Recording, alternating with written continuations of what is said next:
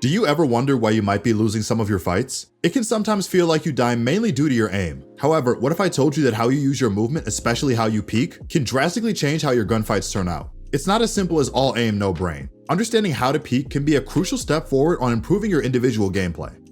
What's going on, ProGuides family? It's your host, Sergeant Frost, and today we'll be deep diving into a how to peek guide that can help both veterans and new players alike. Today, we'll be covering different types of peeks and how you can peek better. We hope you can learn from this video and start implementing these tips on your rank climb journey to the top. If any of these topics are hard to implement, or if you guys are trying to improve at record speed, make sure to check out our website, ProGuides.com, where our Radiant and Immortal level coaches will be more than happy to help. Plus, we've recently partnered with pro players like Tens and Scream to release courses that will teach you all the fundamentals required to reach the top. To understand peeking, we first have to talk about Peeker's Advantage and why it's an important aspect of online play. We've already covered Peeker's Advantage in more detail in previous videos, but let's quickly talk about it, just so that we're all on the same page. To keep it simple, what essentially happens when you peek online, the information has to be relayed to the server, then back to the player that's holding. Because ping exists in an online format, that relay from peeker to server to holder will always have a little bit of a delay. This delay is more drastic when the ping differential is bigger. That's the reason why teams in a pro game will play on central servers in order to keep the ping gap as close as possible. While this doesn't help the problem of Peeker's Advantage, having similar ping would mean that both teams would have the same level of Peeker's Advantage, which is as close to fair as possible. If you can't remove it, then make it so that everyone is on the same level playing field, I guess. If you've ever got destroyed holding an angle and wondered why it looked like the enemy swung and killed you without stopping, well, that's Peeker's Advantage working against you. There are some other aspects in play like netcode, reaction, etc., but the main takeaway is understanding that peeking is usually more advantageous than holding, with some obvious exceptions including whether they expect you to swing and whatnot. Before we get into the rest of the video, we have our question of the day. Today's question is, do you prefer to peek more often or hold angles more often? When I was a newer player, I definitely preferred holding angles because I felt like peeking was dangerous, and I was also more unaware back then. But after learning how to peek and about Peeker's Advantage, I think I've become a lot more proficient with peeking and now prefer to dictate my duels. Let us know what your answer is in the comment section down below. Okay, I know I said we talk about the different peeks, but we still have to cover something before we can get into all of that stuff. It seems simple saying it, but it all starts with the question to yourself. This question is, do I have any abilities I can use to help my peek? The most obvious answers are flashes and stuns, but almost every ability can be used in that type of way. Think about utility that can distract an enemy, even for a split second.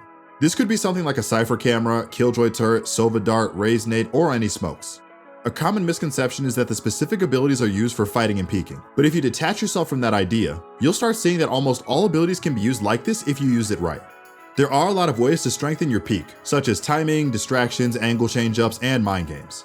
To recap, before you peek or do anything, take a mental note on which abilities can help you enable your peek or give you a stronger duel. Also on the flip note, it's important not only to peek with your abilities, but if you notice you're leaning in the extreme of always or never using abilities to enable your peeks, then it might be time to consider whether it's worth using the abilities here or save them for later. The first peek we'll talk about is the most versatile peek of them all. The best way to describe it is that it helps set you up for the next two peeks we'll be talking about. Jiggle peeking is a great peek as it allows you to obtain info without having to hold an angle or commit to a peek. If you master it, you can always do this silently, which makes it stronger as you're not giving away information. Basically, what it should look like is a side-to-side movement around an angle. You're jiggling your play model to spot enemies or abilities. Instead of holding the angle, you give yourself freedom to fall off or take the fight. Remember what we said about Peeker's Advantage? Well, this peek allows you to in some way hold an angle but avoid that problem. Instead of holding and getting Peeker's Advantage, this can help set you up to flip the narrative and take Peeker's Advantage to them. On a side note, holding can be great if they don't expect you, so jiggle peeking is the best if you're playing in popular or predictable spots. Be careful however, as if you're jiggling too wide or your opponents know you're jiggling a lot, then they might be ready to catch you as you jiggle out by pre-firing or using certain abilities to catch you off. The next peek we'll be talking about is the short peek. There are probably other names for this, but the concept is more or less the same. From my experience, this is the most commonly utilized peek by far as it's fast and simple. The idea is that you swing just enough to peek an angle, but do not commit too far out to be in the open or give the opponent extra time to react. It's a great choice if you're not trying to expose yourself too much, but know that you want to commit to a fight. It's also the most predictable, so using an ability to help this peek out can increase your odds of securing a kill. There isn't too much wrong with it, but it's also not the greatest as is. Also, you'll want to mainly use this type of peek if you're clearing or fighting an area. But be careful though, if you're too close to an angle that you're peeking and you do a short peek, an enemy might be able to see your player model even when you can't see theirs. So you want to make sure you are safe from stopping too early and potentially getting your leg shot off. For example, if you're trying to clear a long angle like C-Long on Haven, you don't want a short peek close to the wall because that puts you at a disadvantage against defenders. You'll want to approach that peek from farther away to mitigate the disadvantage as much as possible. All in all, there aren't too many weaknesses with this form of peeking. If you feel like you're using this and not getting much success, you might want to think about how you can mix this peek up entirely, or use other aspects of the game like abilities to help it out. Remember, you can also jiggle peek first and then transition to this peek if you'd like. The last peek is the highest risk to reward type of peek. If jiggle peeking was the safest, this one throws that safety out of the window. This peek is also the one that is a menace against defenders who aren't prepared for you. If you know what I'm talking about wide swinging. To do this, you're extending your movement much longer. Instead of letting go as you peek with a short peek, for example, you're holding down the movement key for longer. Essentially, this peek plays off the assumption that you'll most likely peek short, but by extending the movement and swinging wide, the opponent will often have to adjust their crosshair to follow you. If they're holding, the peeker's advantage really kicks in and puts you in a good spot to punish them. This is a great peek if you're fairly sure where the enemy is or if you're playing an agent that is more suited for this. I'm talking about Jett, Raze, and Reyna. Because you'll be more out in the open with this peek, having mobility in your kit can help you get out of that dangerous spot you just put yourself in if you need to.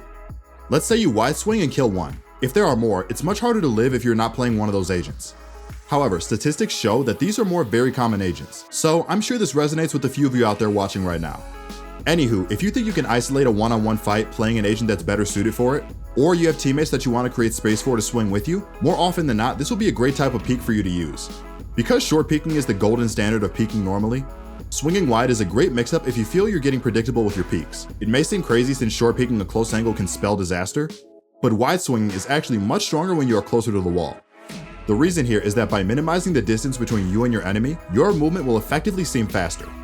This is very easy to recognize in game. The speed at which an enemy moves across your screen right in front of you is much faster than if they're far away from you. Wide swinging with minimized distance plays on the speed that is meant to catch opponents off guard and give you and your teammates the most explosive power. At the end of the day, there is no single peek that fits all scenarios. It's important to understand the strengths and weaknesses of each of them and how you can better incorporate them into your gameplay. Pay attention to which of these three you tend to do, and maybe start making a conscious effort to use the other two more often, or noticing when certain peeks may have been better. Just like how you should keep track of using your abilities, and if you could use them to help bolster your peek. Also, keep track of your peeks and try to use them responsibly. Balance is key. Over-relying on one type of peek can leave you being predictable and easy to deal with. This also applies to all aspects of gameplay, but for now, make sure you're mixing up your peeks. Not just the different types, but also when you're doing these peeks, try to mix up when you're doing them and how you're doing them. If you become too predictable, then the enemies will find your weaknesses and exploit them, causing you to have a massive disadvantage. Paying more attention to what you've been doing and how you can change it up can be a great way of pushing your lead against an opponent or team, and also gives you a fresh outlook if you weren't doing so hot in prior rounds. The last thing I want to mention isn't necessarily a peeking technique, but it's an important skill coupled with your peeks that will only make them more effective. Just like peeking with your abilities, having the right crosshair placement can go a long way. Imagine you pick the right peek and your crosshair placement is pristine, that enemy has no chance even if he or she expects that peek. Obviously, this won't be the case every fight, but it's a great baseline to adopt as you can tweak it depending on your opponents. Even if these three aspects are the best in theory, usually the right peek is the one that they won't expect. Anyway, let's get back to crosshair placement. Two main concepts to use are tracing and pre-aiming. If you're gonna peek, you should either be pre-aiming a spot or spots that you expect the opponent to be, or you're tracing around that terrain that you're peeking. Let me show you what that might look like. Imagine you're taking a peek on the attacker side of bind down a short. There are two main ways to approach this peek off of crosshair placement. If you're pre-aiming with your crosshair, as you're peeking, your crosshair is ready for the potential spots that they might be at. So I'd pre-aim this angle that I think the enemy might be holding me from. First, pre-aim anyone holding from the outside of U-Haul, then finally cubby to check if someone is hiding there. On the flip side, if I could peek this area by tracing as well, as I'm peeking around this wall, notice how the crosshair is relatively close to the wall as I round the corner. I'm essentially using the wall as a reference and tracing my crosshair with it as I peek. If you do it correctly, it's an easy way to understand what your crosshair placement should look like. This technique isn't perfect by any means, but it is a good way to learn better crosshair placement when you're not sure what angles to expect. Peeking is something I didn't understand much at first, but as I continued to learn Valorant, it quickly became one of the most useful mechanics that helped me improve as a player. Our hope is that this video helps you become more aware of how to peek and some strengths and weaknesses of common peeks.